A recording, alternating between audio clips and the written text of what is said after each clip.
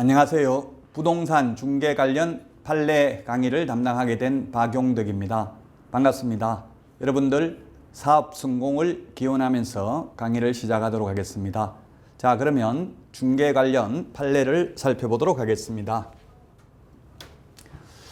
먼저 저는 지금 현재 국제사이버대 부동산학과에서 강의를 하고 있습니다. 간단하게 제 소개는 참고를 하시고요.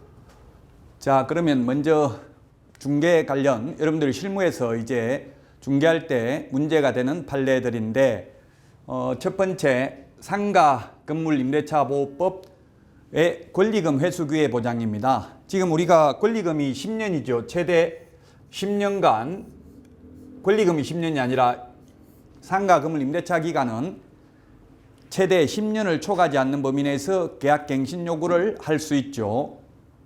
예, 상가는 최대 10년입니다. 그리고 주택의 경우에는 주택은 2년이고요. 2년에서 한번 계약갱신 요구하면은 4년이죠. 주택의 경우에는.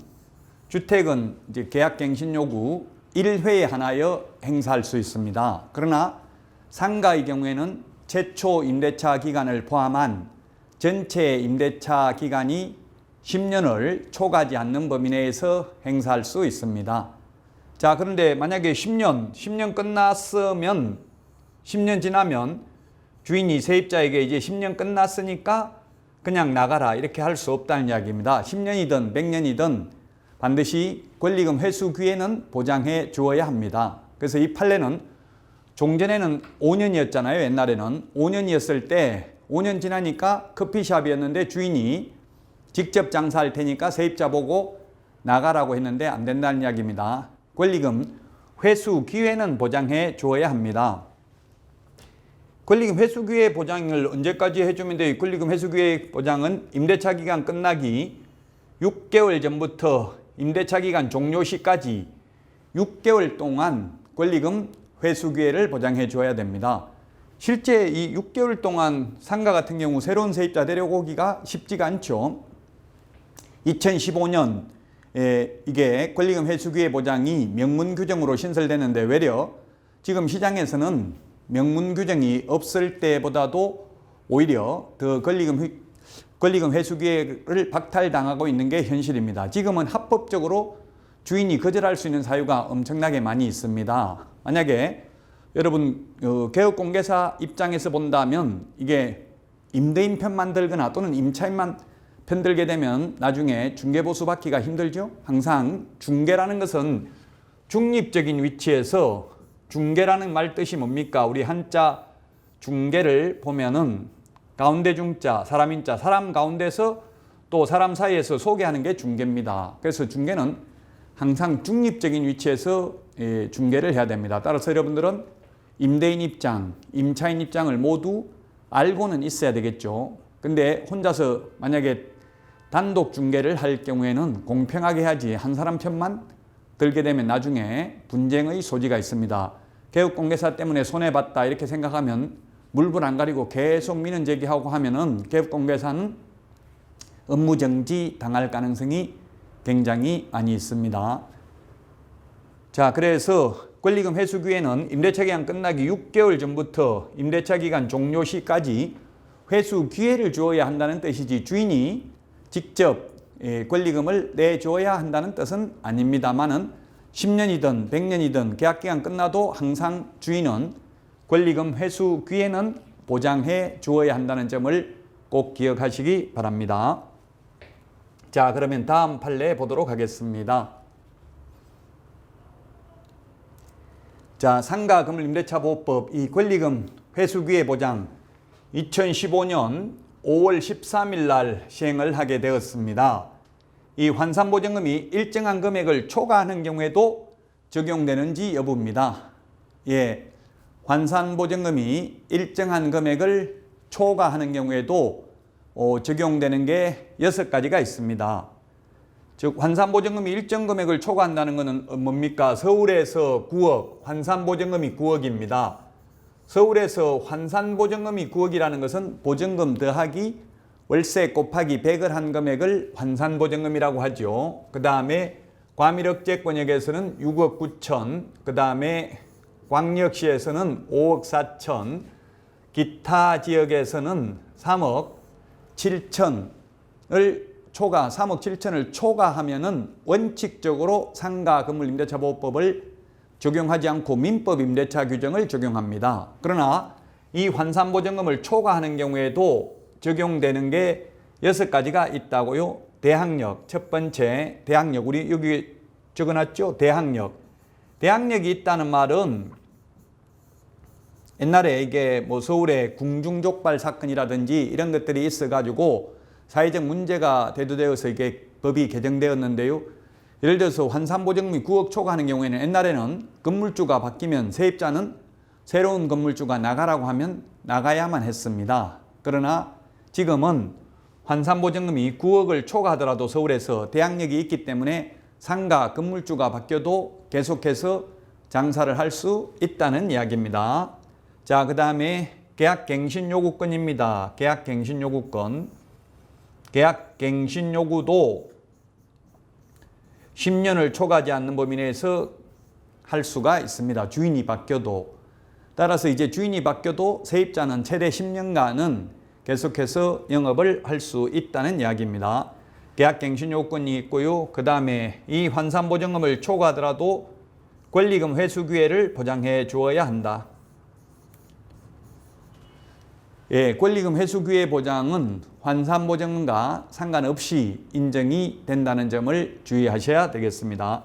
예, 권리금 회수 기회는 임대차 기간이 끝나기 6개월 전부터 임대차 기간 종료 시까지만 인정된다고 했죠. 계약기간 끝날 때까지 현 세입자가 새로운 세입자를 데리고 와서 이 새로운 세입자와 건물주께서 임대차 계약을 체결해 주십시오. 저는 이 새로운 세입자한테 권리금을 받아가겠습니다 하면 정당한 사유 없이 거절할 수가 없습니다. 만약 정당한 사유 없이 거절을 해서 임차인이 손해가 발생했으면 임차인은 임대차 기간이 끝나고 나서 3년 이내에 손해배상을 청구할 수 있고요. 손해배상액은 현 임차인의 권리금 평가액하고 새로운 임차인이 지급하려는 권리금 중에서 낮은 금액을 초과할 수 없습니다.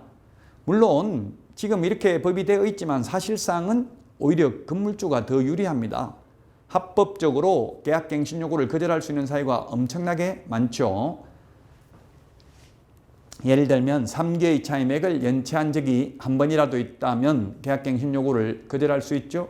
임차인이 고의 또는 중대한 과실로 임차물을 파손하는 경우 등 수없이 많습니다. 수십 개가, 10개가 넘습니다. 갱신 요구를 거절할 수 있고 권리금 회수 기회를 보장해 주지 아니할 수 있는 사유가. 자, 그 다음에 3기의 차임액을 연체했을 때 3개의 차임액을 연체했을 때 계약 해지할 수 있는 거, 이거는 환산보증금이 9억을 초과하는 경우에도 적용됩니다. 3개의 차임액을 연체하면 적용되는 게 3가지입니다. 권리금 회수 기회 보장해 주지 아니할 수 있고요. 그 다음에 계약갱신 요구를 거절할 수 있고 상가 건물 임대차 계약 해지할 수 있습니다. 3기라는 것은 상가에만 있습니다. 2기가 아니고 3기죠. 3기의 차임액에 이르도록 연체한 경우라고 하면 예를 들면 한 달 월세가 100만 원이면 300만 원이 연체되어야 하고요. 3개월 연속해서 꼭 연체할 필요는 없죠. 예를 들면 1월 달에 연체를 했다가 2월 달에는 지급하고 3월 달에 또 연체하고 그 다음에 4월 달에는 지급하고 5월 달에 또 연체했으면 300만 원 연체됐잖아요. 그러면 그건 3기의 차임액에 이르도록 연체한 사실이 있는 경우에 해당되겠습니다. 따라서 3기의 차임액을 연체하면 계약을 해지할 수 있습니다. 2기는 4개가 있죠. 2기의 차임액을 연체한 경우에는 주택 임대차 계약 해지할 수 있고요. 민법 임대차 계약 해지할 수 있고요. 그 다음에 또 2기의 차임액을 연체한 경우에는 주택 법정갱신 인정되지 않습니다. 주택 법정갱신, 묵시적 갱신 인정되지 않습니다. 묵시적 갱신 임대차 기간 끝나기 6개월 전부터 임대차 기간 종료 2개월 전까지 아무런 말을 안 하면 묵시적 갱신, 법정갱신이 되죠. 근데 이 법정갱신이 인정되지 않습니다. 그 다음에 이게 2020년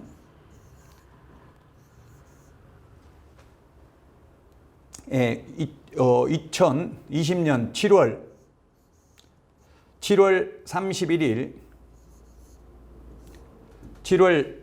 31일부터 주택도 계약갱신 요구를 할 수 있죠. 주택도 임대차 기간 끝나기 6개월 전부터 2개월 전까지 임차인이 계약갱신 요구를 하면 정당한 사유 없이 거절할 수 없습니다. 근데 2기의 차임액을 연체한 사실이 있는 경우 거절할 수 있고요. 그 다음에 주인이 직접 살겠다고 세입자 내보낼 수 있죠. 물론 주인뿐만 아니라 직계 좀비속도 가능합니다. 부모님 살겠다, 자녀들 살겠다고 내보낼 수 있는데 단 2기의 차임액을 연체한 사실이 있는 경우에는 주택 계약갱신 요구를 거절할 수 있습니다. 자, 2기의 차임액을 연체한 경우가 4번이 있고요. 3기의 차임액을 연체한 경우가 3번이 있네요. 자, 다음은 표준계약서 사용권장입니다. 표준계약서 사용권장.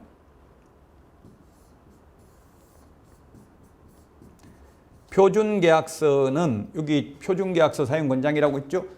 표준계약서는 주택임대차 표준계약서, 상가건물 임대차 표준계약서, 그 다음에 표준권리금 계약서가 있죠. 전부 다 사용을 권장할 수 있습니다. 권리금 표준계약서는 국토교통부 장관이 표준서식을 정해서 사용을 권장할 수 있고요.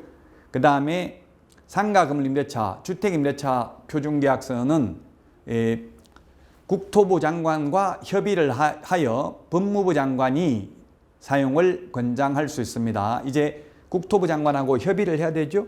의무적으로 사용해야 되는 건 아니고 권장할 수 있는데 여러분들은 현업에서 우리 계약서 그냥 우리 지금 부동산 거래 정보업체에서 뭐 레츠라든지 트래비 이런 그 사설 정보망에서 제공하는 계약서를 주로 사용하시잖아요, 여러분들. 그러나 가급적이면 좀 귀찮지만 표준계약서를 사용하는 게 바람직합니다. 이 상가 건물 임대차나 주택임대차 표준계약서에 보면은 예를 들면 주인이 그 세금을 연체하고 있는지 이런 것도 묻게 돼 있습니다. 세금 연체하고 있는지는 주인이 말 안 해주면 개업공개사가 확인할 수가 없죠. 그래서 여러분들은 주인한테 반드시 세금 체납 사실이 있습니까 해가지고 자필로 없습니다 이렇게 자필을 받아놔야 돼요. 그래야 만약에 세금을 연체해가지고 세입자가 경매 넘어갔을 때 배당을 다 못 받더라도 여러분들이 책임을 지지 않습니다. 여러분들은 계약서를 적으면서 나중에 항상 책임을 지지 않을 수 있을 만큼 계약서를 적어야 됩니다. 그래서 보통 여러분들이 계약서를 적을 때 현 시설 상태에서 계약하기로 함 이런 특약을 적죠. 그런 거는 개업공개사에게 바람직합니다. 현 시설 상태라고 했기 때문에 나중에 시설 상태에 약간 하자가 있다 하더라도 임차인과 임대인이 또는 개업공개사가 현장을 보고 현 시설 상태로 계약하기로 함 이렇게 되어 있다면 나중에 뭐 무허가 건축물을 설명 안 했다든가 이렇게 하더라도 대부분 개업공개사에게 책임을 묻지 않는 게 판례의 태도가 되겠습니다. 그래서 특약은 항상 개업공개사가 책임을 지지 않도록 여러분들이 유의해서 작성을 하셔야 되겠죠. 자, 환산보증금이 일정 금액을 초과하는 경우 적용되는 걸 말씀드렸습니다. 그러면 환산보증금이 일정한 금액을 초과하면 적용 안 되는 게 뭐가 있나요? 적용 안 되는 것. 환산보증금이 일정한 금액을 초과하면 적용 안 되는 것 많이 있죠. 최우선 변제 적용 안 됩니다. 당연히. 최우선 변제. 최우선 변제 적용 안 되고요. 우선 변제도 적용이 안 됩니다. 우리 법조문에는 최라는 말은 없죠. 그냥 우선 변제인데 법조문은 다른 담보물권자보다 우선 변제, 소액 임차인 우선 변제, 법 8조에 의한 우선 변제 이런 것들이 다 최우선 변제고요. 최우선 변제는 환산보증금이 일정 금액 이하인 경우 일정 금액만 최우선 변제 받죠. 우선 변제 받으려고 하더라도 서울에서는 환산보증금이 9억 이하여야 합니다. 9억 초과되면은 확정일자 도장도 안 찍어줍니다. 세무서에서. 설령 세무서에서 모르고 확정일자 도장을 찍어줬다 하더라도 우선 면제 받을 수 없습니다. 9억을 초과하면.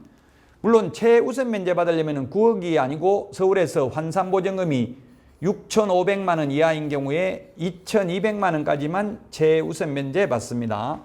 이 6,500만 원은 환산보증금이고 최우선 면제 받는 2,200만 원은 보증금입니다. 월세는 빼고 보증금 범위 내에서만 받습니다. 만약에 월세 500만 원에 보증금 500에 월세가 60만 원이라면 환산보증금은 6,500이지만 최우선 면제 받는 금액은 2,200이 아니라 보증금이 500밖에 없기 때문에 500만 원만 최우선 면제 받을 수 있는 거죠. 예, 최우선 면제 받는 금액은 보증금 범위 내에서 기준이 되는 금액은 환산보증금이고요. 환산보증금이라는 것은 보증금 더하기 월세 곱하기 100을 한 금액이 되겠습니다. 따라서 환산보증금이 9억을 초과하는 경우에는 최우선 면제도 못 받고 우선 면제도 못 받고 그 다음에 월차임 전환율도 적용받지 않습니다. 예, 월차임 전환율이 주택의 경우 1할 또는 기준금리 더하기 2% 중에서 낮은 비율을 초과할 수 없고 상가의 경우에는 1할 2푼 또는 기준금리 곱하기 4.5배 중에서 낮은 비율을 초과할 수 없죠.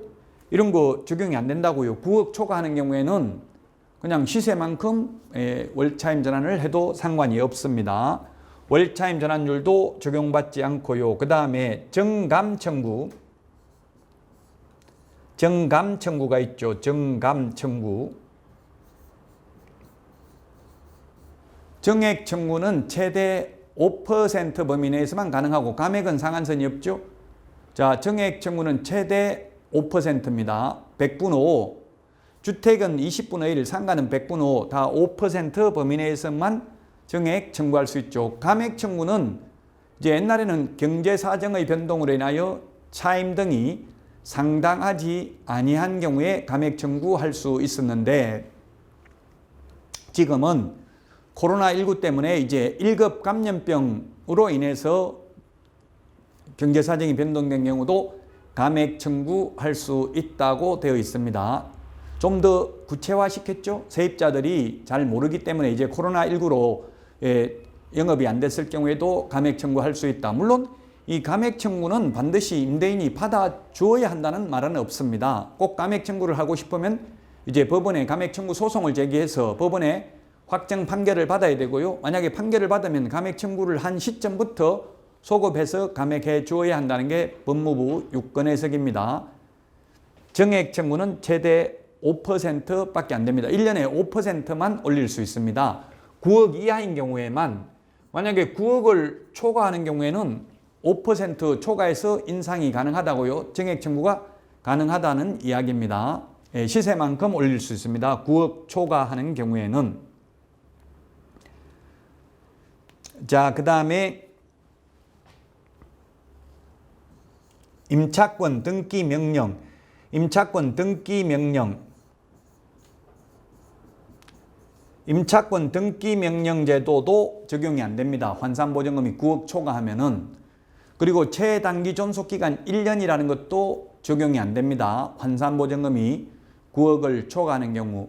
환산보증금이 9억을 초과하는 경우 적용되는 것은 6가지입니다. 대항력, 계약갱신요구권, 그 다음에 3개의 차임액을 연체했을 때 해지할 수 있는 것, 권리금 회수기의 보장, 그 다음에 상가 금림대차 표준계약서 사용 권장하는 경우 하는 것, 그 다음에 표준 권리금 계약서 사용 권장하는 것 6개만 적용됩니다. 이 3개의 차임액을 연체했을 때 적용되는 게 3가지가 있다고 했죠. 상가 금림대차 계약 해지할 수 있고 권리금 회수기에 보장해 주어야 하고요. 그 다음에 계약갱신 요구, 권리금 회수기에 보장 안 해줘도 되고요. 계약갱신 요구를 거절할 수 있습니다. 3개의 차임액을 연체하면. 다만 그런데 이게 법이 개정되어 가지고 2020년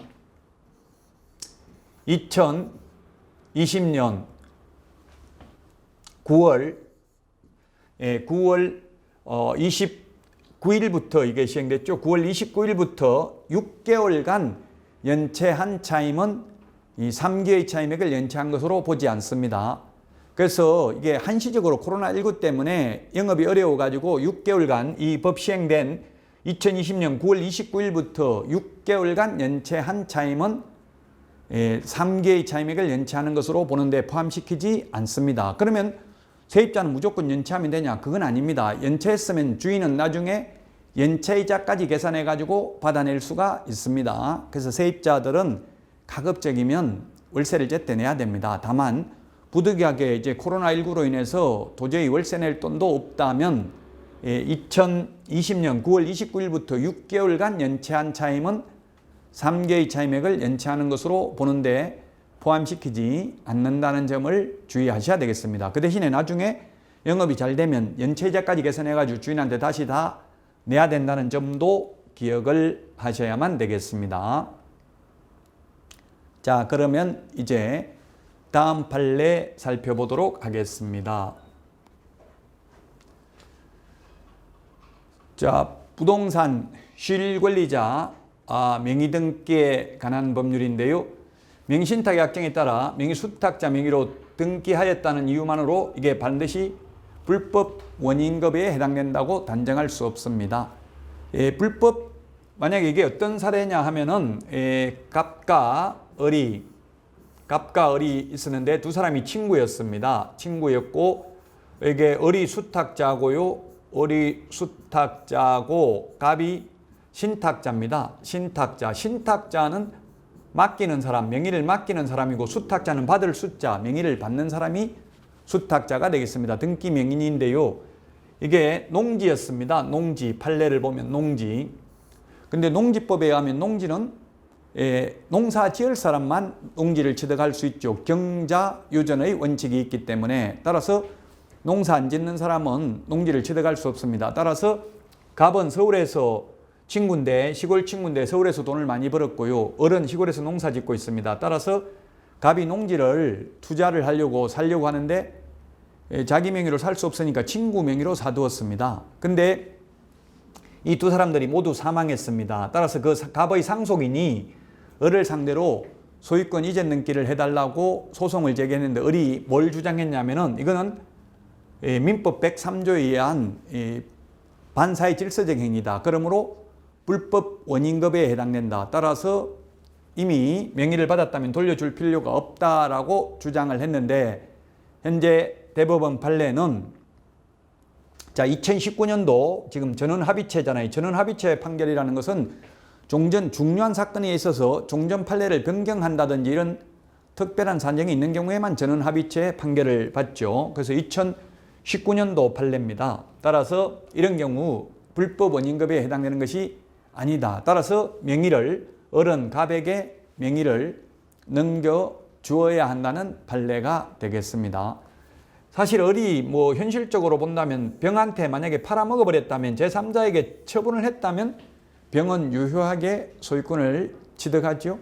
그리고 이거 이자간 명의신탁인 경우에는 이 수탁자가 횡령죄로 처벌을 받게 되겠습니다.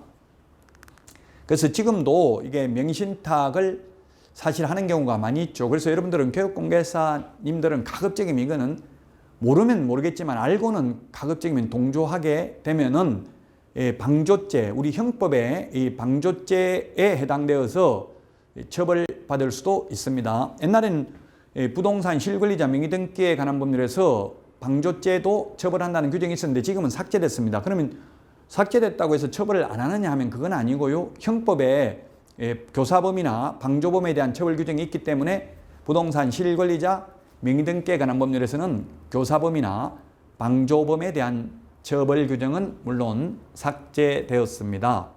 그래서 이게 명의신탁이 세 가지가 있죠. 이런 이자간 명의신탁이 있고요. 그 다음에 소위 등기 명의신탁이 있고요. 삼자간 명의신탁, 등기 명의신탁이 있고요. 그 다음에 소위 계약 명의신탁이 있습니다.